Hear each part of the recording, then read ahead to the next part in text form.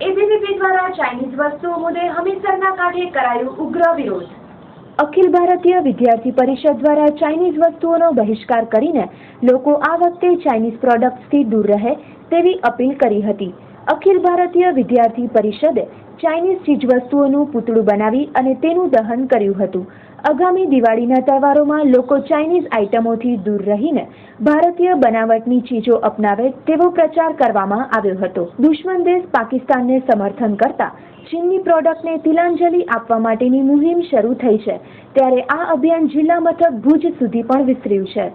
ચાઇનાની આઇટમો જે ચાઇનાના જે છે એ આપણે સમર્થન નથી કરતા, જ્યારે ત્યારે પાકિસ્તાનના સમર્થનમાં એ લોકો સાથ આપે છે, એમાં ચાઇનાનું પૂતળું દહન કરી ને આપણે ચાઇનીઝ આઇટમો બંધ કરવાની માંગ કરી છે, જેમ કે ફટાકડા છે, મોબાઈલ છે, એ બધી જુદી જુદી એસેસરીઝ જે ચાઇનીઝમાં બને છે, ચાઇનામાં બને છે, એ માણસો આપણા ભારતના ઇન્ડિયન લોકો લેતા ઓછા થાય ને તો ચાઇનાને ખબર પડે કે ઇન્ડિયાનો પાવર શું છે અને ઇન્ડિયાની શું તાકાત ધરાવે છે, અને જ્યારે ત્યારે કાંઈ પણ થાય છે પાકિસ્તાન સામે તો એ પાકિસ્તાનનું સમર્થન કરે છે, એ સમર્થન કરવાનું મૂકી દે।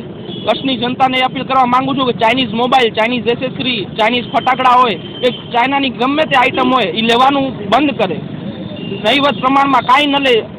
કચ્છમાંથી ધીમે ધીમે નહીં લઈએ આપણે તો ફરક પડશે। એટલે કચ્છની જનતાને એ અપીલ કરવા માંગીશ કે જેમ બને તેમ ચાઇનાની આઇટમનો ઉપયોગ કરવાનો બંધ કરે।